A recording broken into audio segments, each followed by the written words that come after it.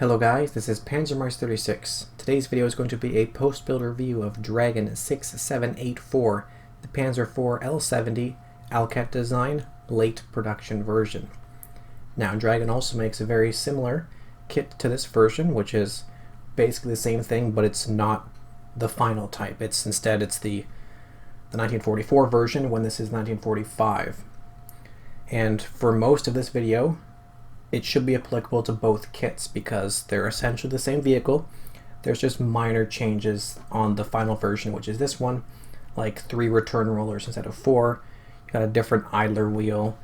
You don't have the bolted toe points. In this one, you have the ones that are integrated into the hull side extensions. I think the cover for the coaxial machine gun's different shape, and I don't think the other kit has the Vorsatz P machine gun. But most of the overall assemblies should be the same, so hopefully this video will be helpful for anybody building either kit. But for the small details and historical accuracy changes, those are only going to be applicable to this version because I'm basing them off of reference photos and so on. So what is this vehicle? This is the Panzer IV L70, or as most people will call it, the ugly version of the Jagdpanzer IV. Usually when you think of a Jagdpanzer IV, you picture the Vomag version, the sleek, low-profile, actual Jagdpanzer IV. This is the Nibelungenwerke factory version, which was designed by Alcat as a stopgap, basically an improvised Jagdpanzer IV, because a Jagdpanzer IV is cheaper and easier to make than a Panzer IV, because it doesn't have a turret, but it does have a longer gun. So it's basically a Panzer IV-J, but with a much taller superstructure, fitting the same gun as the Jagdpanzer IV, the long 75 from the Panther. And it is quite a hideous looking vehicle, but I do love it. You know, it's kind of like a little ugly dog. It's still kind of cool. And the mesh side skirts and everything definitely make this vehicle look pretty impressive. I'm building this as a buddy build with Adam Mann and also Bruce, the model noob. They're both building the same kit. I kind of went ahead of them and finished it early. They definitely helped me with some details like historical accuracy changes. Bruce knows a lot about Panzer IVs. And then when it comes to things like the tool clamps, Adam definitely helped me there as well.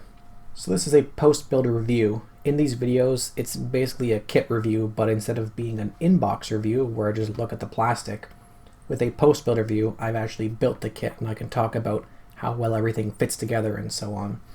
So that's more helpful, I always hope. So we're going to start with the lower hull and kind of go through the order of the instructions so that you can follow along if you're building this thing. First thing, when you're assembling the bogies, you're going to want to use a different part for the bogie hub. It's very minor, like the late type should have the part that I've listed here. The difference is just the length of this angled rod. Not sure what it means, but the correct part's in the kit, so just use that one. Next up, you move on to the wheels. And I've never built a late Panzer IV before, and I probably never will again, because while the rubber row wheels are very easy, just 3 parts each, the steel wheels are 7 parts each, and they take forever to put even like one of them together, because there's just so much sanding of all these rounded surfaces, scraping off seam lines and sprue gates and everything, and then you just glue it all together, and it's just one wheel, and you gotta keep doing it over and over and over again. So you have to make 8 for the hull and also 1 more for the mount on the rear. So it does take like a whole evening just doing half of the wheels, the steel ones. For the return rollers, you have 3 options. You've got one I don't really recognize, which is just the late type but with a brace. Then you've got the late type, and then you've also got the final type. Both the late and the final should be okay, but I went with the final one because that's what I saw in a reference photo. So I went with it because I thought it was cooler, but both should be okay. And if you're doing the other kit with the 4 return rollers, then you should definitely go with the late one, the middle option. In that photo I posted, you can probably also see that this version has the late cast idler. So I went with that option. They also give you the welded idler. You shouldn't use that on this one, but on the other kit, again, the earlier version of this vehicle, you should go with the welded one. Alright, now we can move on to the hull. First thing you're going to do here is slice off the molded on tabs that are part of the molding process.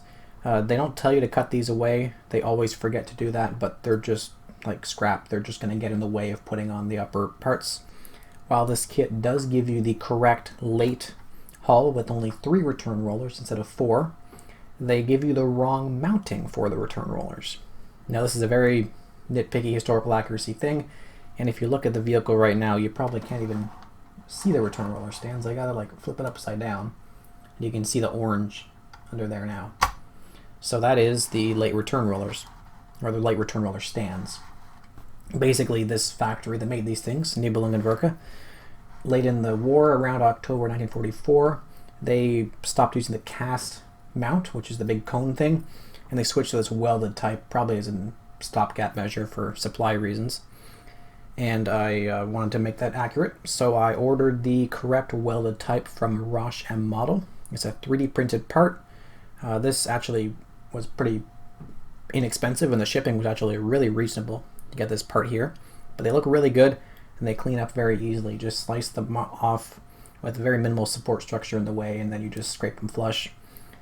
And then I super glued them on the hull, and they fit perfectly, and especially when you try to put the return rollers in. The Dragon return rollers slide in there perfect. It's like meant for this kit.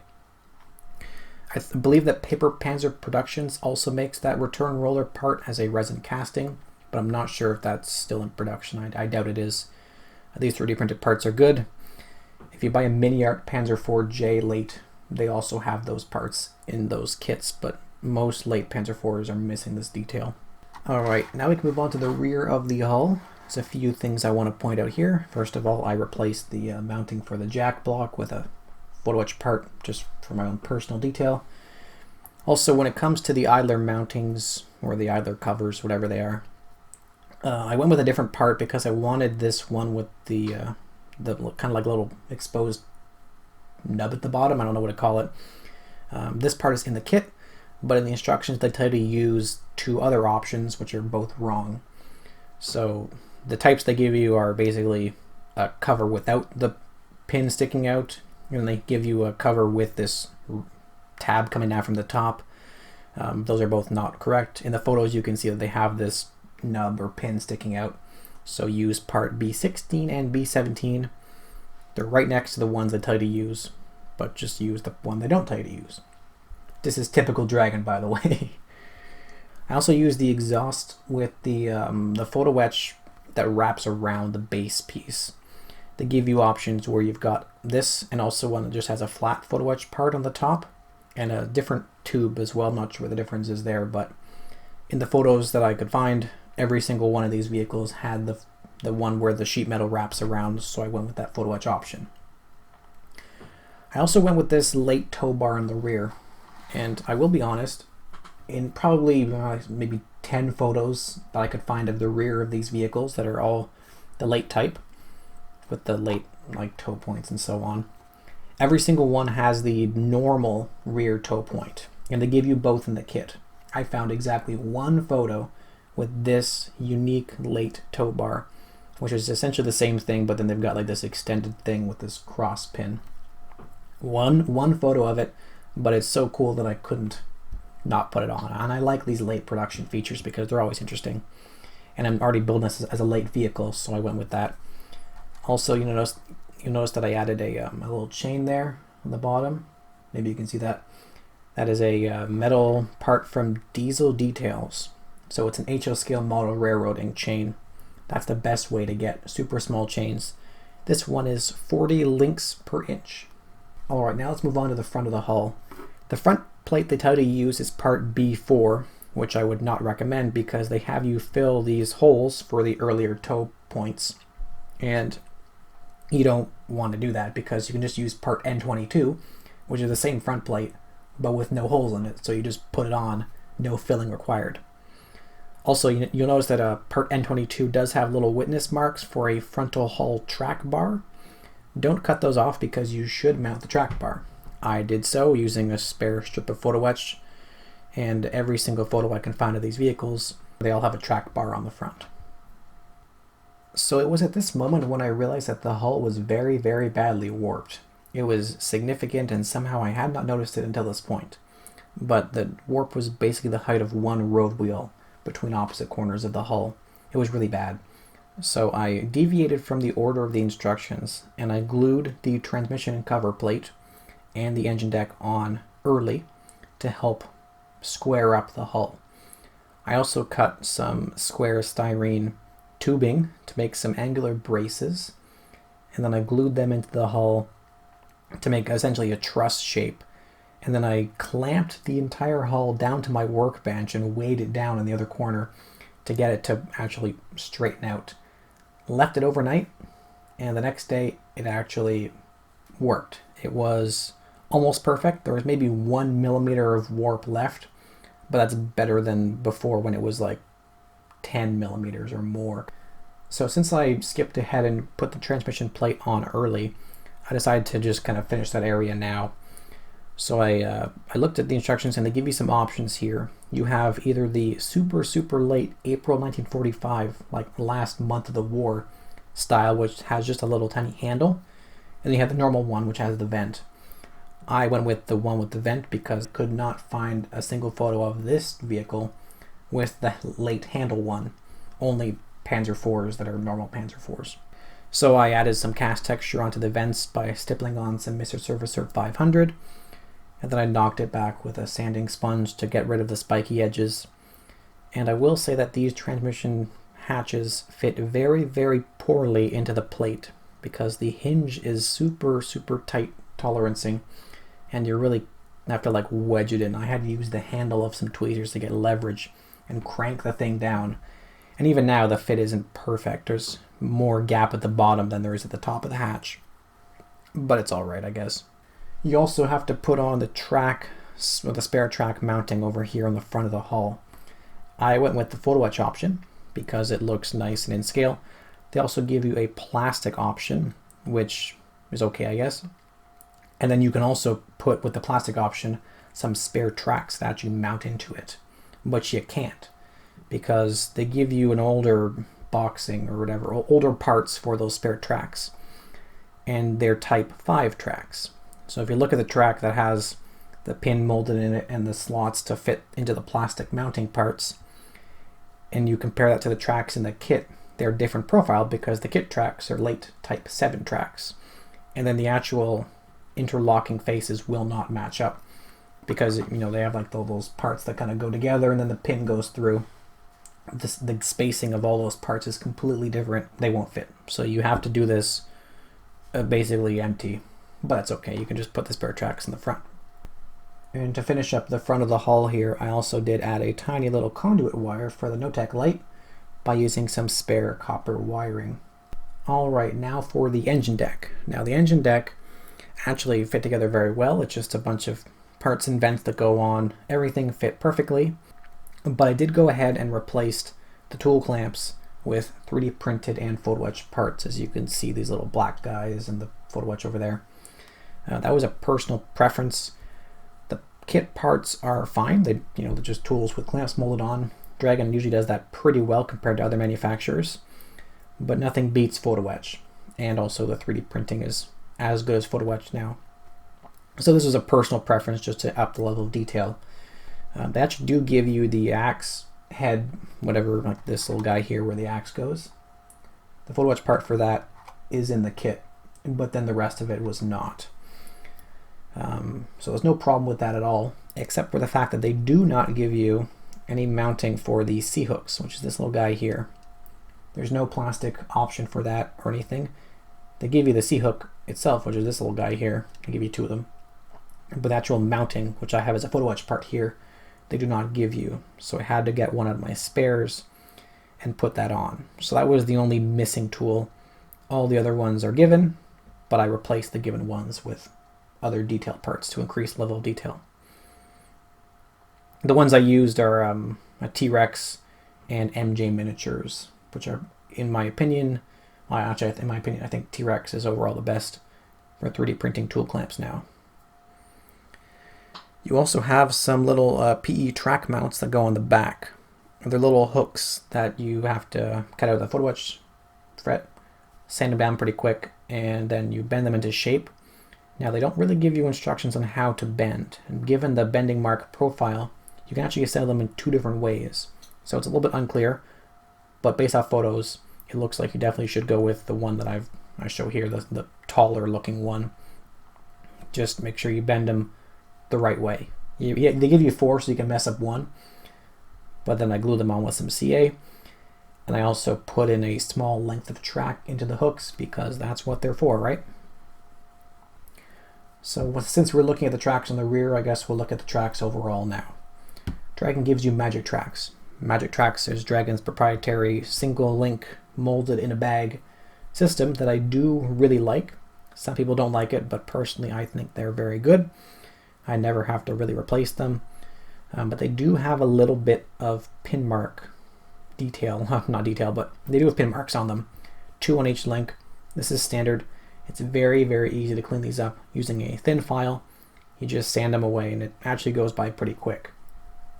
And also, I cheat and I only do the sanding off the pin marks for the tracks that are from about there to there. And then the top length between these two, since the pin marks are facing down, I don't sand them off. So it saves me, half the time because I don't have to do the bottom half of sanding. You should have 99 links per side, roughly. I probably have like 100 to 101, just based off tolerancing of how tight you glue them together. Each bag has 110 links, 1 for each side, so you have 20 extra links at the end. So for actually putting the magic tracks on, I usually do them in little lengths of about 20 links now. I do them in sections.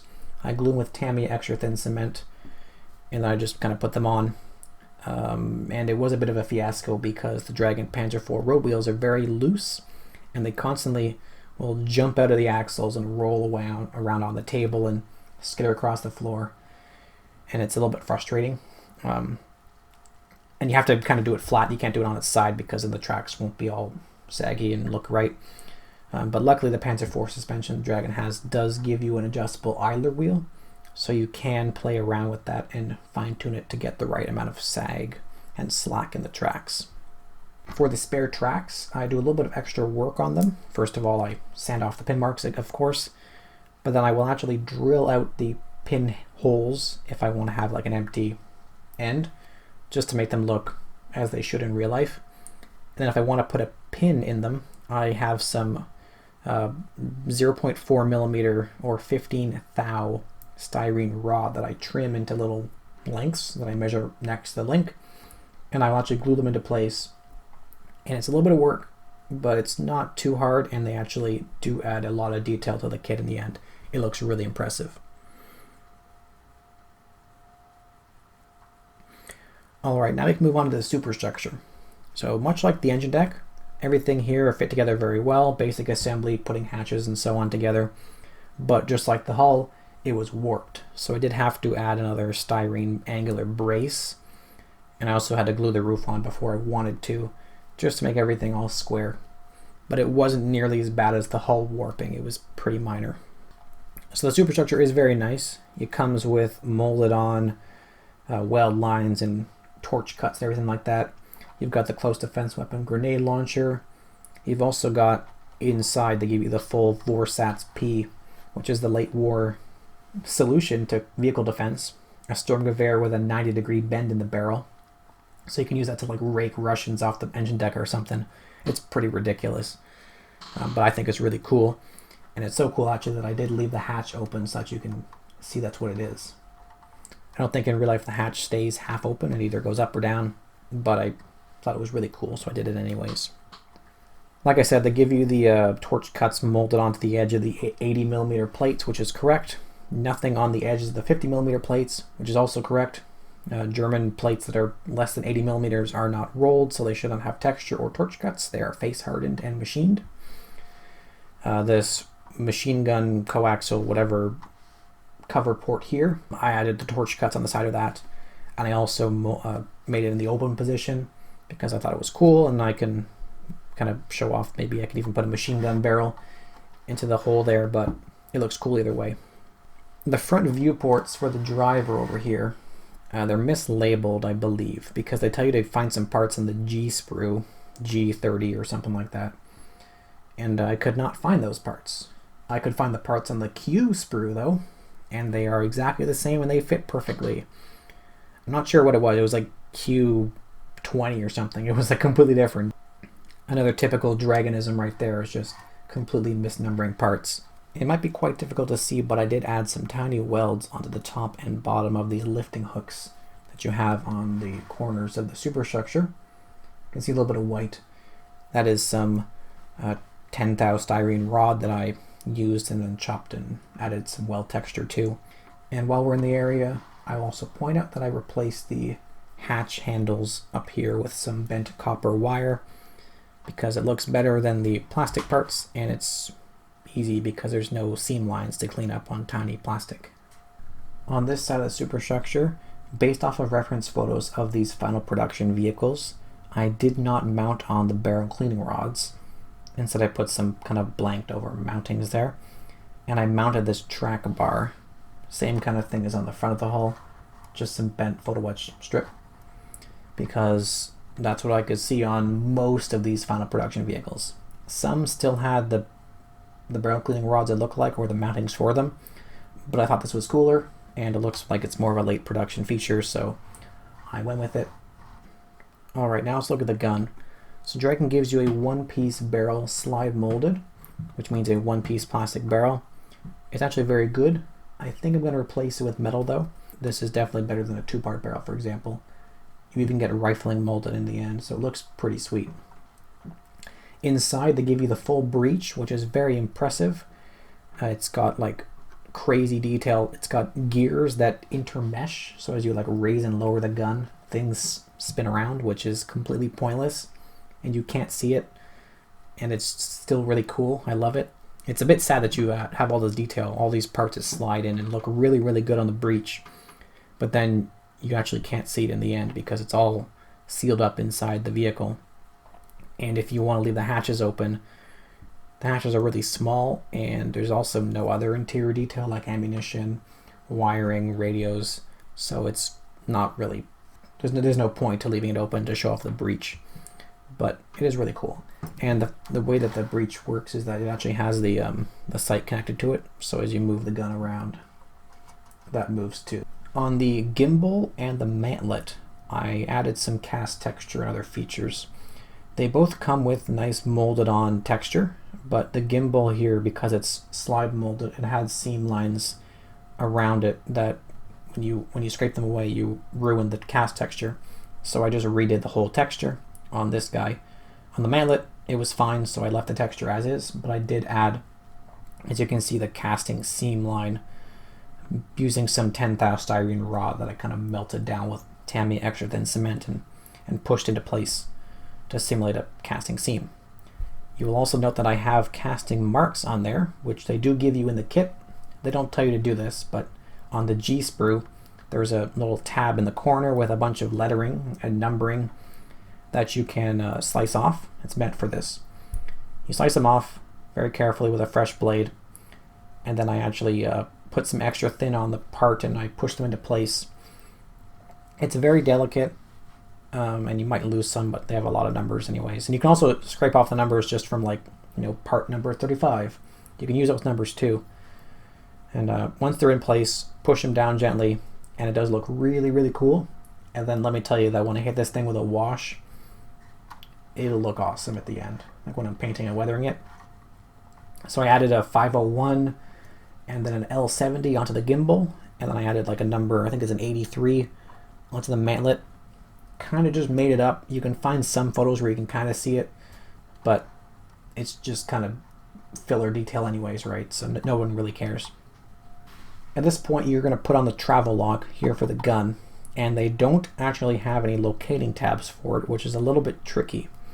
They do give you a diagram in the instructions, which is honestly sufficient to locating where this thing goes, especially if you're not going to actually flip it up and mount it under the barrel. If you're off by like a millimeter, no one's going to notice, but it kind of would be convenient to have a little bit more help. Alright, we're up to the vinegar strokes now. So we're going to look at the side skirts and the foliage loops, and that should be it. The side skirt mounting rails are plastic parts, so they're all actually pretty solid. They glue up well, not fragile as photo etch would be, and they do have handy locating tabs in the hull. The side skirts themselves are photo etch and metal mesh. Now, they give you some handy jigs and guides, which actually help a lot in the instructions. So, to make these, you have to lay down the metal mesh on these 1:1 scale diagrams in the instructions. And then you use your hobby blade to punch or widen holes in the mesh so that the plastic hook locating tab on the back that mounts onto the fender will line up properly. And this method actually works very, very well. I thought it was going to be a nightmare, but it actually worked. For the photo etch edge pieces, if you don't have a photo etch bending tool, you're in luck because they give you plastic 2-part jig that you put the part into and then just clamp it shut, and it actually folds them for you perfectly. So that was very, very helpful. Then I ran a little bit of glue along the edge of the mesh, slide on the photo etch part, and then I use my pliers to kind of squeeze it down to make sure that everything is all properly closed up. So yeah, they're all right. And then the next tricky part is though there's these hooks. So you can see here these plastic hooks that go from the side skirt across and latch onto the actual side skirt rail. They're very tight fit on the rail, and since they're plastic, if I were to glue them to the photo etch side skirt, they would fall off every single time I try to put on the side skirt for like painting and weathering, taking it on and off. So what I've actually done is I glued the hooks onto the rail so that they align, and then I can just, like for painting and weathering, these guys come off. So it looks kind of janky because the hooks are now part of the rail, but when I put these guys on, and then, you know, there's maybe like a tiny gap, but I can just put a little bit of CA there and then clamp it down once it's all painted, and no one will know the difference. And now the final detail in this kit, the photo etch foliage tie downs. There are 10 of them. You got one here, one on the other side, 2 on the back, and then 3 on each side of the superstructure. You can kind of see one there. These things are absolutely a nightmare. Luckily, they give you 24 photo etch parts to make them. I only lost one, but I'm pretty good at bending tiny photo etch. But these things are absolutely brutal because it's just a photo etch strip with no bending lines or anything.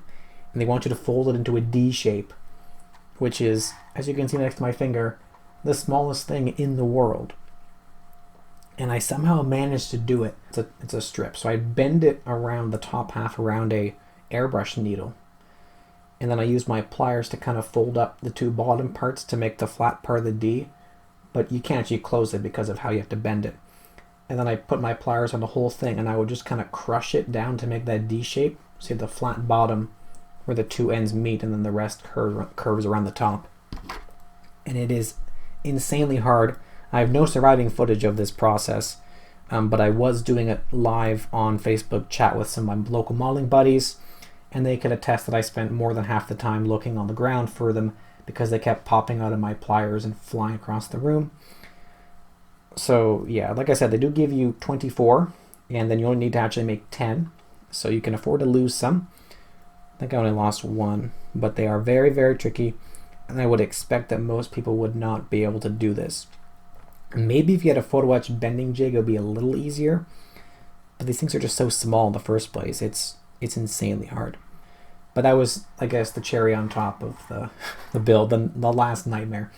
Honestly, though, most of this kit is very, very good. The only real problems were those guys, and then I guess they don't give you the C-hook clamp at the back, and then some of the warping, but it's a very, very manageable kit, and it's a very fun project, and I do like the end result.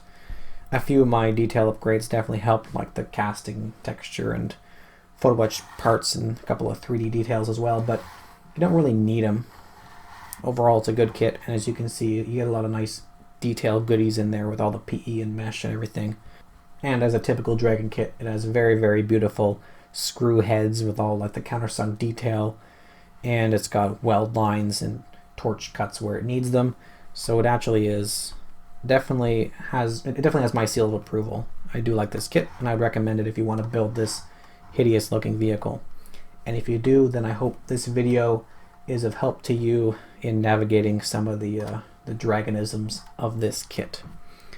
As always, I thank you very much for watching. If you have any questions or comments about this kit or anything, you can post them down below.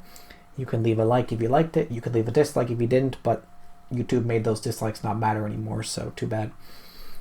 And if you like my videos, you can support me on Patreon for as little as $1 a month. It really helps me out buying kits and paints and products to show to you guys, and also buying some of the aftermarket to correct kits such as this one. As always, I will see you guys next time. Goodbye, stay safe, and happy modeling.